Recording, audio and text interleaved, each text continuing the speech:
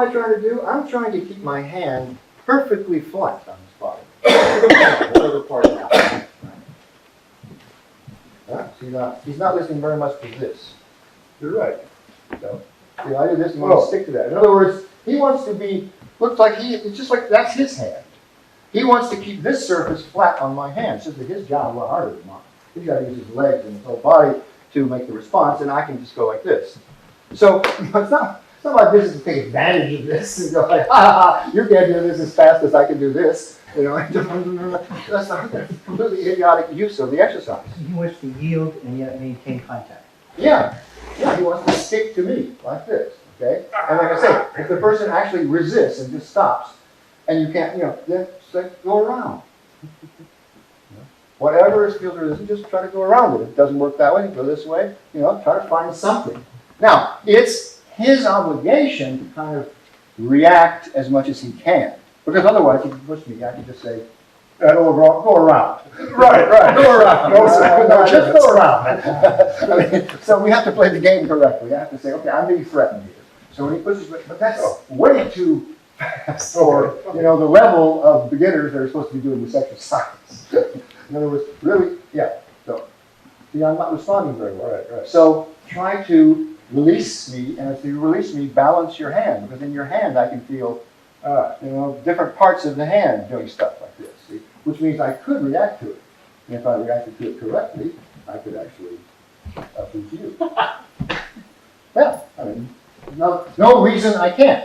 It's just harder for me than it is for him, that's all.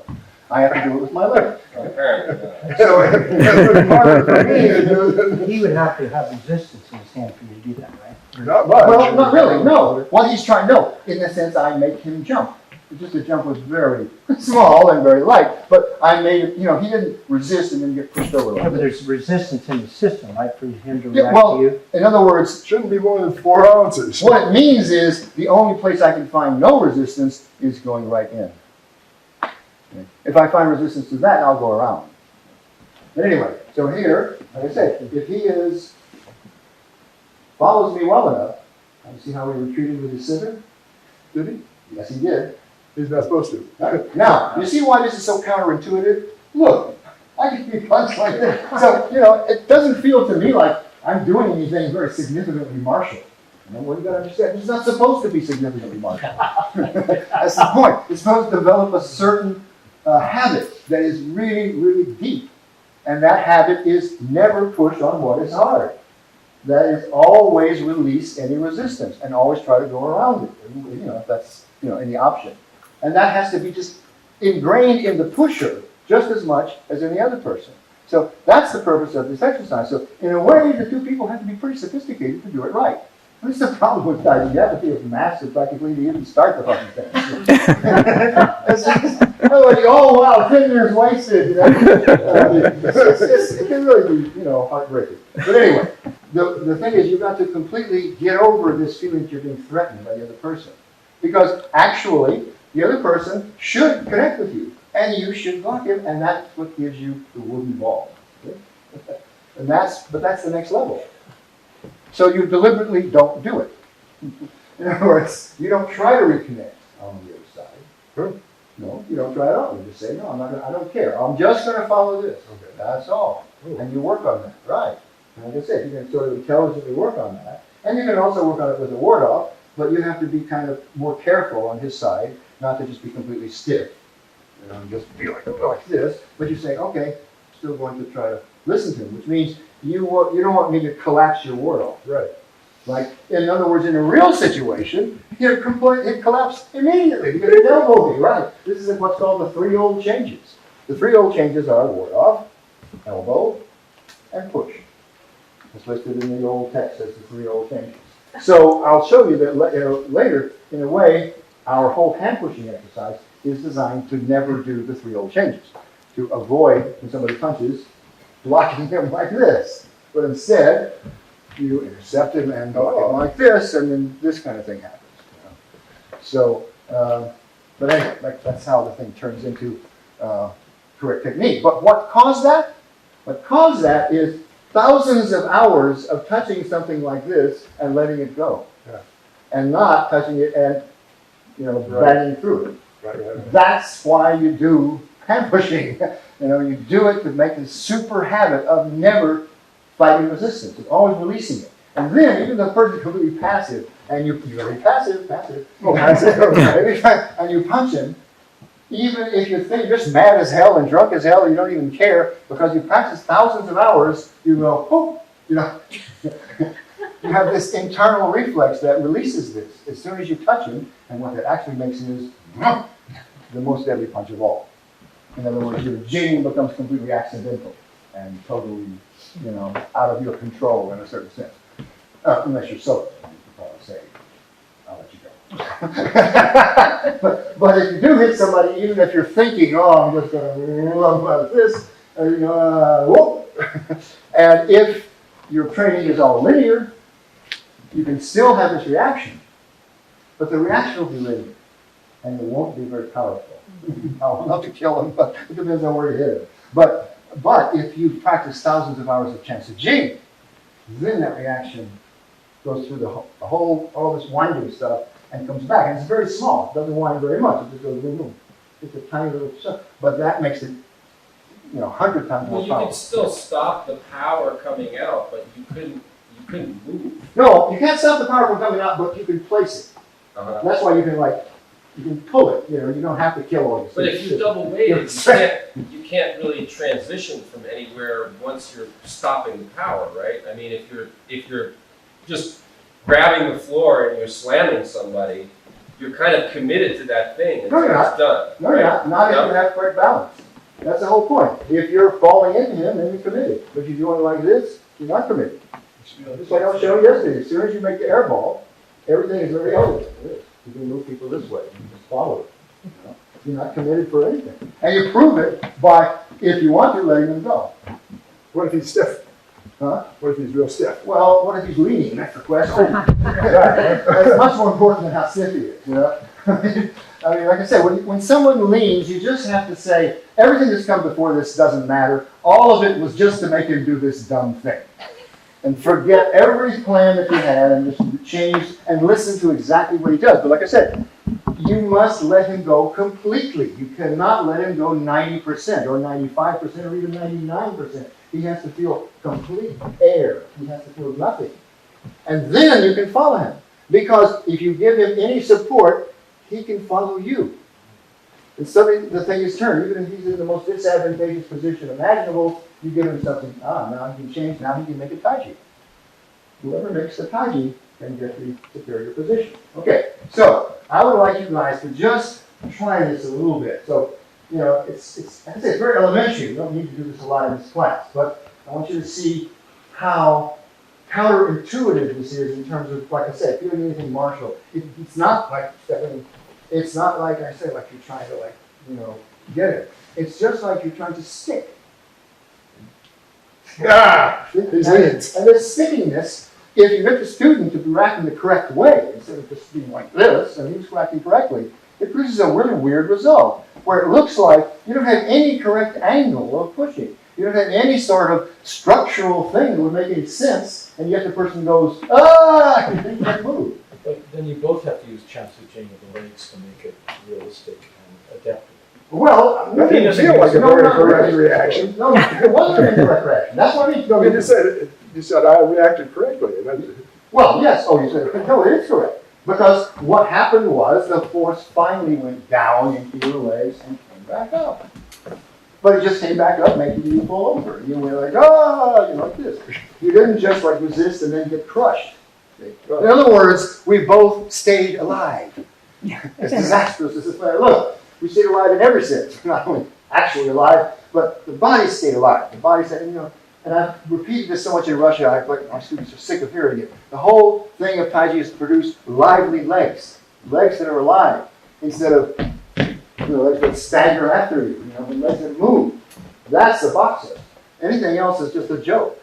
The legs are everything. Muhammad Ali was asked to comment on the ancient boxers, ancient ones, all the ones before him. He just said, no legs, no legs, no legs, no legs, no legs. That was the only comment he ever made. He said, nothing else matters. It doesn't matter what they do. They've got no legs. And compared to him, he was right. Okay, so I just want to point out, when you practice this, so take the hand pushing position. When you practice this, don't, don't be weirded out by this idea that you're awfully vulnerable on this side. It's just, this is all you've got. And sometimes this will feel like it's right on the line here. And then it goes over.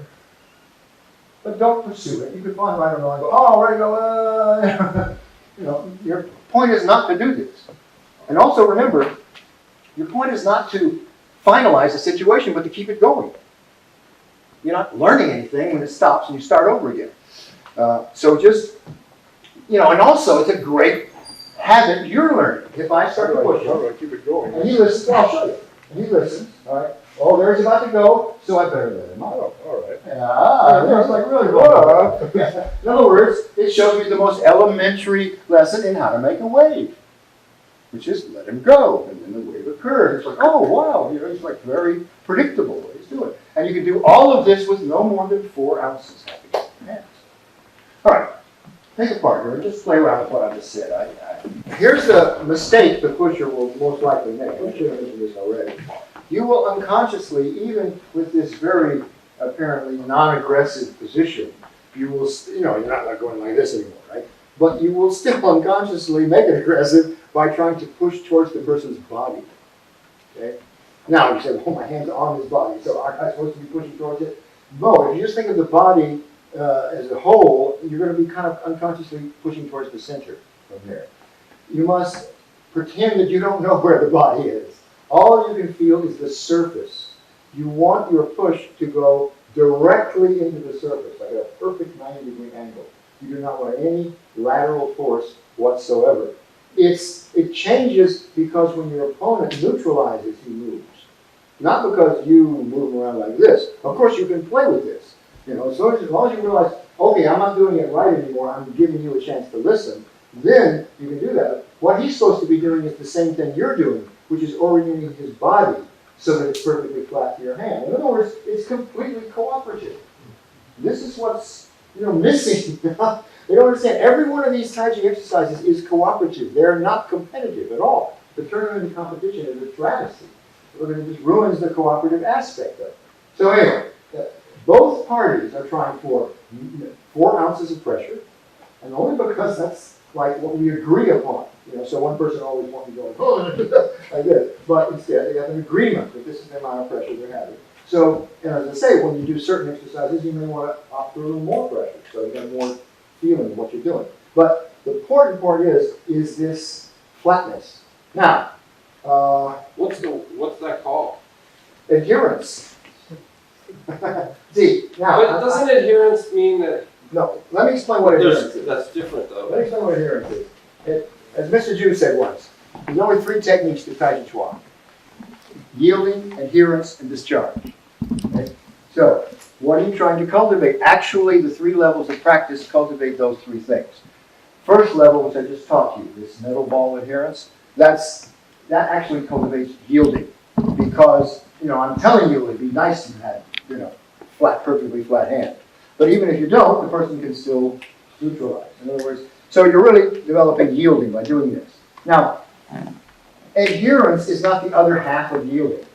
In other words, I said when I did this, to avoid putting his hand out.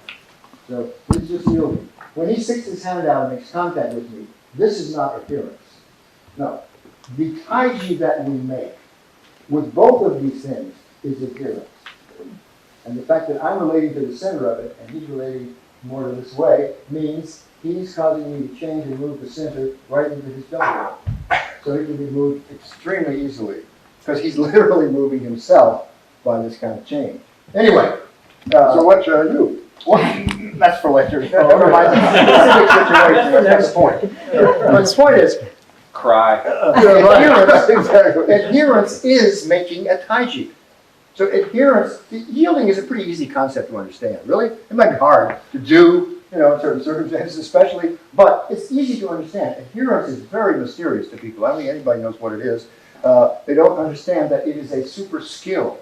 The skill is making the Tai Chi. As soon as you make, and people say, when a person's adhered, okay, so here we have 2 points, and now he tries to move one of them. He feels backed up. Because he feels backed up by the Tai Chi. but in other words, by this kind of almost mysterious thing in the center, which you can feel even when you play patty cake. It's not even there, but you can feel this kind of point in the center that's pushing you around. So that's adherence. When that occurs, when you have this dynamic thing happening, and the dynamic thing nevertheless produces a completely stable point, so it feels like it's stuck to you. Now, if that happens in your hand, that means your hand will be completely flat on the person's body. It means there's equal pressure everywhere. Okay? But people say, well, yeah, but what about this? This isn't a hand. How can I adhere with this? Well, actually, it took me a long time to figure out how to teach this. I realized I was doing it, but then I didn't understand how to teach it. But it's quite simple. What is equivalent to saying my hand is completely flat on his body? What's equivalent is saying that any force that I either give him or receive from him is perfectly perpendicular to the surface. Okay? Right, so no pressure is uneven. And that can be true even with the point.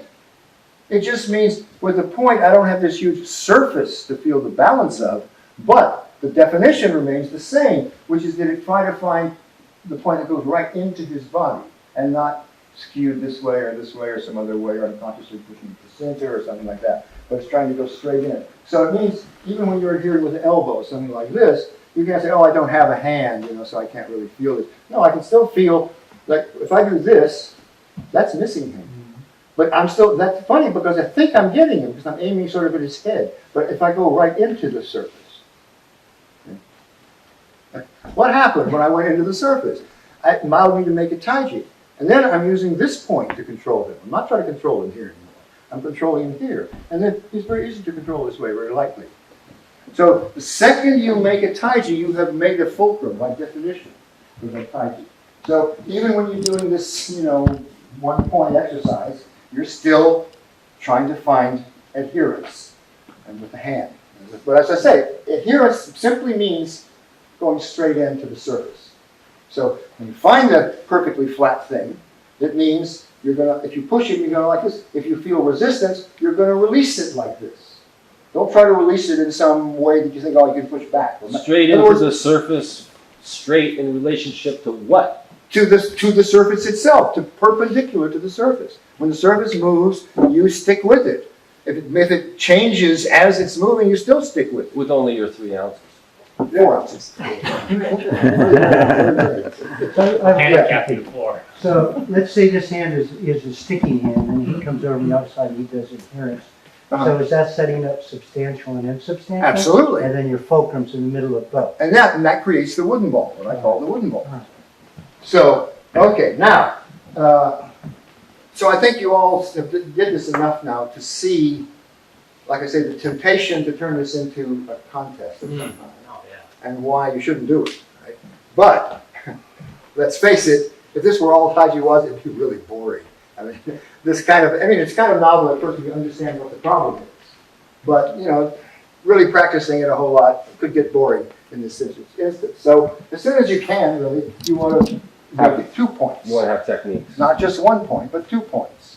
But understand, we have defined what both people are doing in the 1 point pushing exercise as losing. Right? The person who's yielding is, of course, losing, but the person who's pushing is always letting him go. He's losing too. Everybody's losing. That's what you have to practice. Nobody can get caught up with the idea that they're trying to be somehow successful and mess this thing up for the other guy. The only success. It's completely cooperative. It's just increased sensitivity on both parts practicing that. Yeah. That's the only success. Yeah, right. That's the only success, is feeling perfectly flat and whether your force is going in or receiving. So you're just almost like some kind of basketball that you're playing with. In fact, that's what the 2 parties start feeling like to each other when they both get good. For both of them, the other guy feels like some kind of very elastic, round structure. Maybe not a perfect ball, but something very round and changes, but it has this very elastic sending and receiving quality.